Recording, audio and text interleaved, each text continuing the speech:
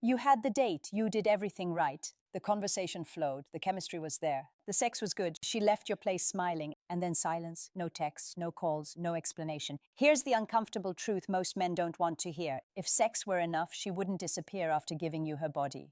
Women can sleep with a man and still feel nothing pulling them back. Attraction didn't fail you. Connection did. And no, I'm not talking about romance, not money, not muscles. There's one specific trigger in the female brain that hits deeper than lust. When you activate it, she doesn't just want you, she bonds to you. Not by choice, by biology. Sex excites her body. This rewires her nervous system. And I'm telling you this as a woman who understands exactly how women attach and why they walk away from men who thought they did everything right. This isn't about sing chasing or emotional theatric S. It's about learning how to hold emotional frame without losing your edge. If you want content that actually gives you leverage instead of illusions, hit like and subscribe now. This isn't entertainment, this is understanding the game. So you're no longer playing it blind. Let's break down what's really happening and why it changes everything. You were taught a very specific lie about attraction. Maybe not directly, maybe not in words, but through movies, social media, dating advice, and other men who were just as confused as you. Look better, make more money, be more confident, be more impressive.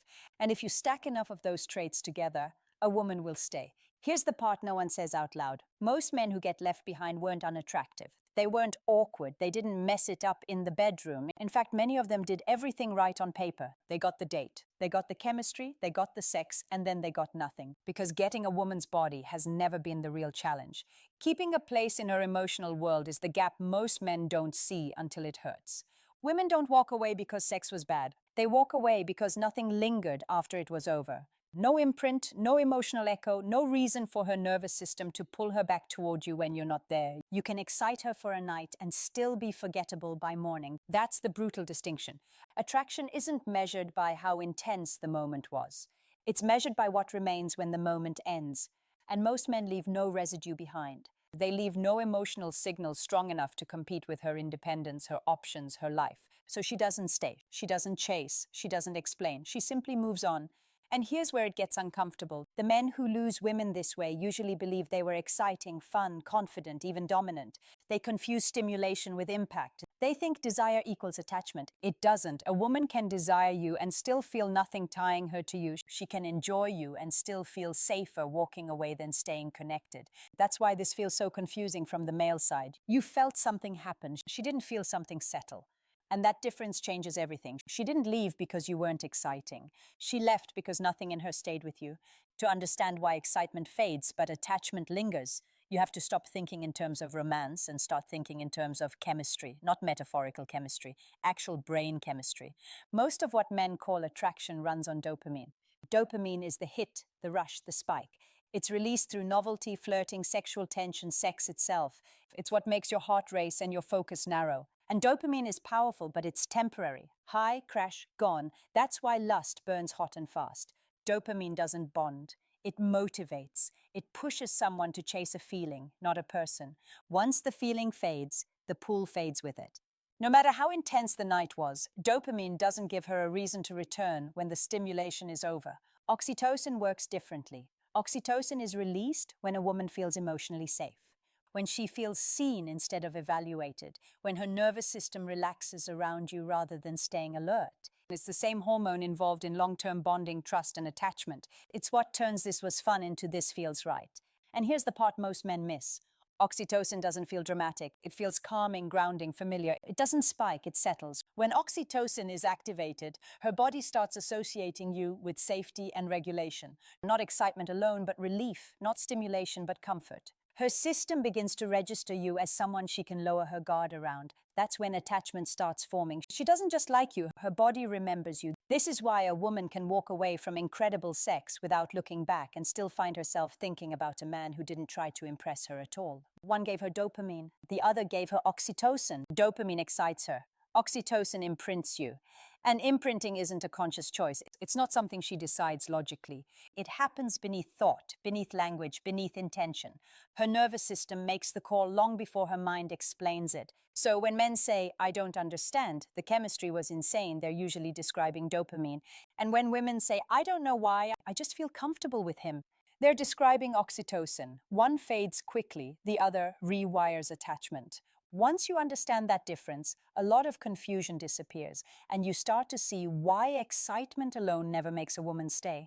But safety makes her bond. You've probably lived this one. The date went well. The vibe felt easy. The sex wasn't awkward. It was good. She laughed. She stayed the night. She kissed you goodbye. And then the next morning, nothing. No good morning, no follow-up, no slow fade, just silence.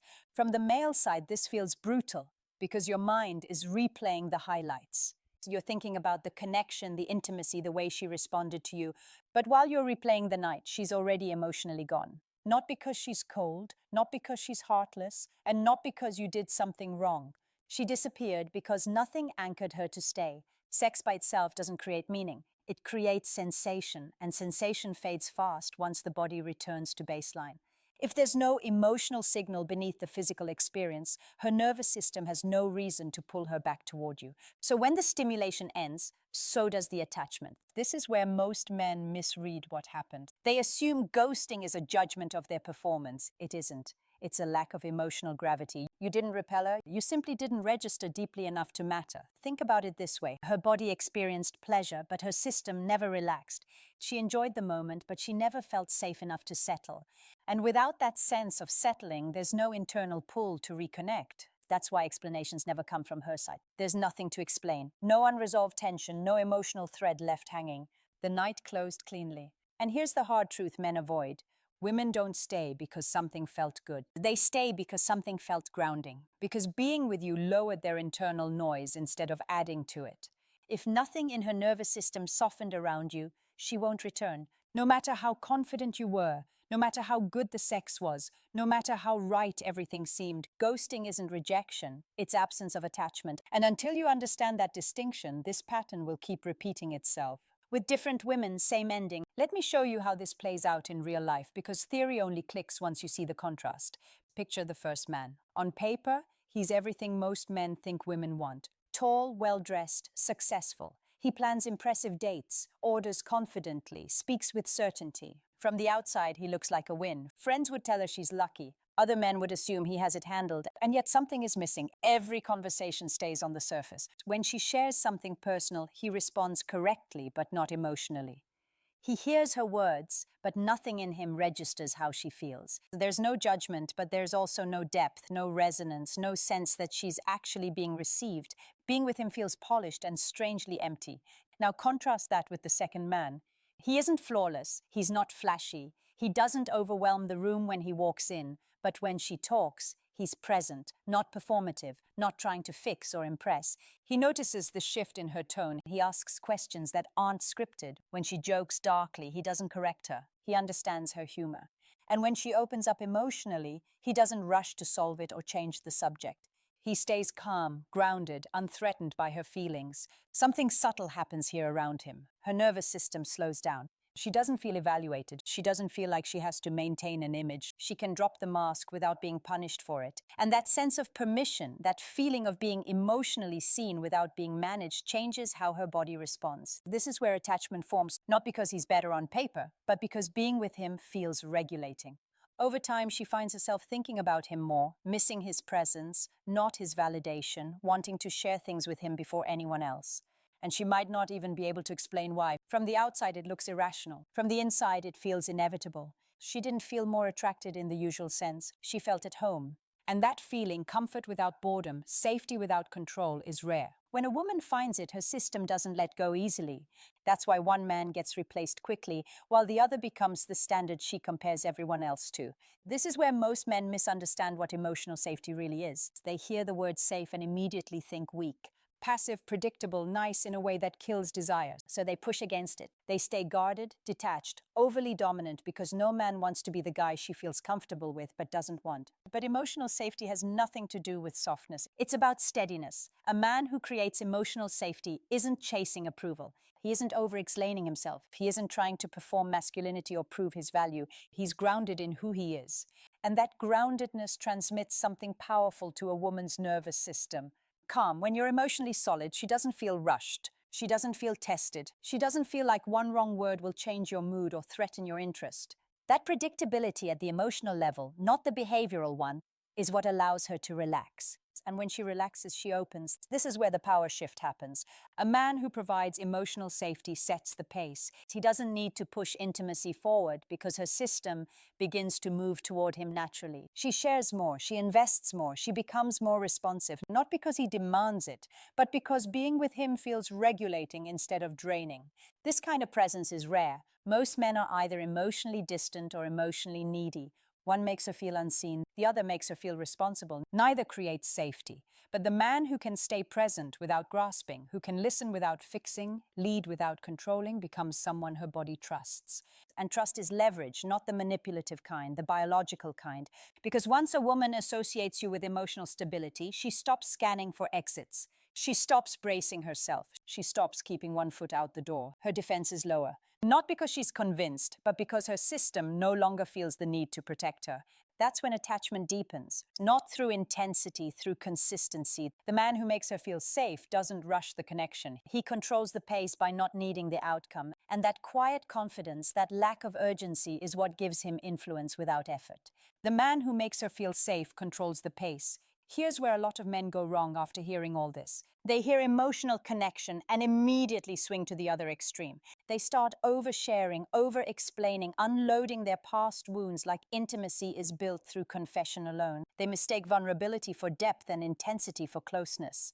And it backfires. Emotional connection is not emotional dumping. Telling her everything you've been through doesn't make her feel closer to you. It often makes her feel responsible for you. And responsibility is the fastest way to kill attraction. When a man trauma dumps early, texts constantly for reassurance, or needs her to regulate his emotions, her system doesn't relax. It tightens. She feels pressure instead of safety, obligation instead of desire. That's not bonding, that's burden. Women don't pull away because men are emotional.